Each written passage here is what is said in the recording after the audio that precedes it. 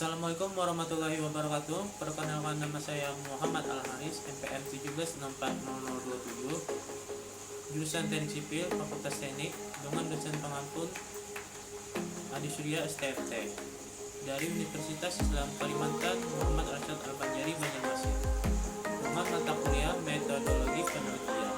Di sini saya akan menjelaskan video pembahasan mengenai judul kedua saya, yaitu studi kapasitas kebutuhan parkir RSUD Ulin Kota Banjarmasin. Mari kita simak video pembahasan tersebut. 1. Latar belakang. Transportasi didefinisikan sebagai kegiatan yang menunjang kebutuhan aktivitas di mana di dalamnya terdapat unsur pergerakan yang setiap tahunnya selalu meningkat jumlah kendaraan pribadi, khususnya di kota Banjarmasin. Parkiran merupakan keadaan tidak bergerak suatu kendaraan yang bersifat sementara karena ditinggalkan oleh pengemudinya. Secara hukum dilarang untuk parkir di tengah jalan raya, namun parkir di sisi jalan umumnya diperbolehkan. Fasilitas parkir dibangun bersama-sama dengan kebanyakan gedung untuk memfasilitasi kendaraan. Pemakaian gedung termasuk dalam pengertian parkir adalah setiap kendaraan yang berhenti pada tempat-tempat tertentu, baik dinyatakan dengan rambu lalu lintas maupun tidak, serta tidak semata-mata untuk kepentingan menaikkan atau menurunkan orang maupun barang. 2.1 Karakteristik parkir. 1. Akumulasi parkir. Akumulasi parkir merupakan banyaknya kendaraan yang parkir di suatu lokasi parkir selang waktu tertentu. 2. Volume parkir.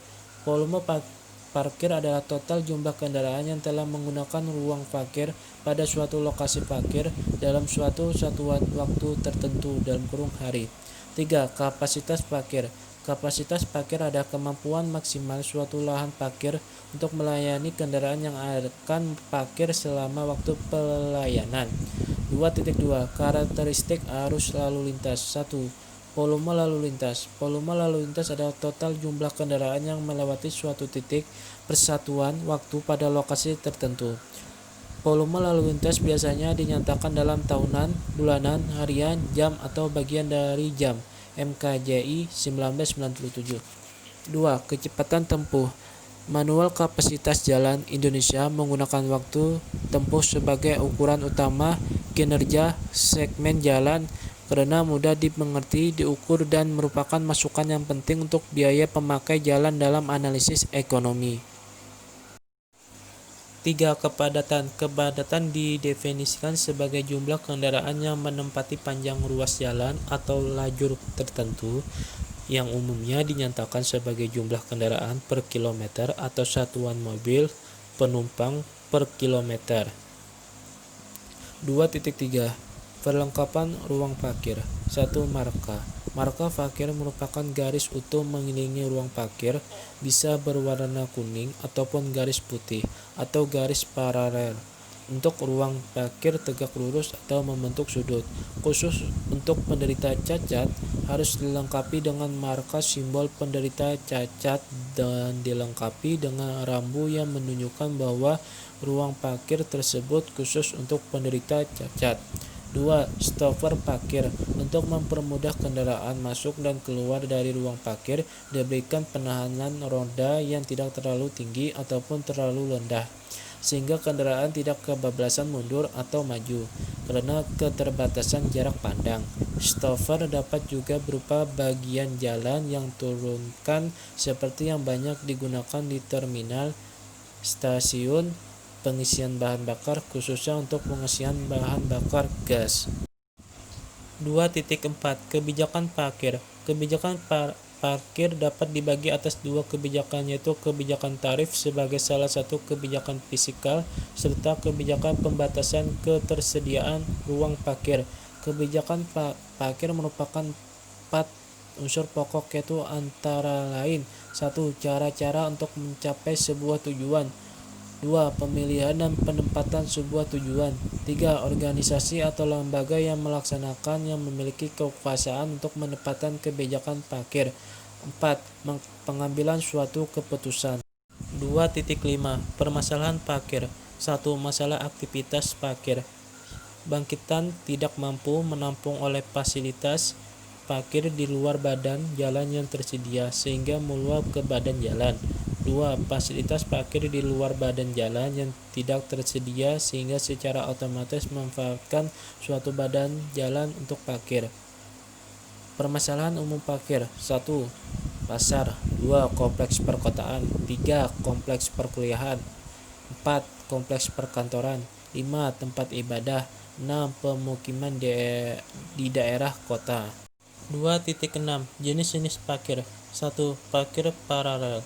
2. Parkir lurus. 3. Parkir sorong. 4. Parkir serong terbalik. 5. Double parkir. 2.7. Kewenangan penyelenggaraan parkir. Pasal 11 ayat 2 Undang-Undang Nomor 14 Tahun 1992 menyebutkan bahwa fasilitas parkir untuk umum dapat diselenggarakan oleh pemerintah, Badan Hukum Indonesia, atau negara Indonesia. Dalam Keputusan Menteri Perhubungan Nomor 66 Tahun 1993, Pasal 7 ayat 2 dijelaskan bahwa izin penyelenggaraan fasilitas parkir untuk umum dapat diselenggarakan untuk umum diberikan oleh Bupati atau Wali Kota kepada daerah tingkat 1. Berbeda dengan ketentuan yang berlaku sebelum ini. Di dalam Pertukaran Pemerintahan Nomor 20 Tahun 1997 tentang retribusi parkir hanya dapat dilakukan di pinggir jalan dan pada tempat khusus parkir yang dimiliki atau dikelola oleh pemerintah daerah, sedangkan bagi pelataran atau gedung parkir tidak dapat dipungut oleh pemerintah daerah. Kesimpulan, Indonesia sebagai salah satu negara dengan kepadatan penduduk yang cukup tinggi menyebabkan peningkatan dalam aspek transportasi.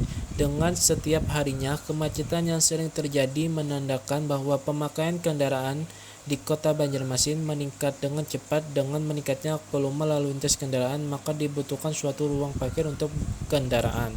Sekian video pembahasan mengenai studi kapasitas kebutuhan parkir RSUD UIN di Kota Banjarmasin. Semoga video pembahasan tersebut bisa bermanfaat bagi rekan-rekan sekalian. Assalamualaikum warahmatullahi wabarakatuh.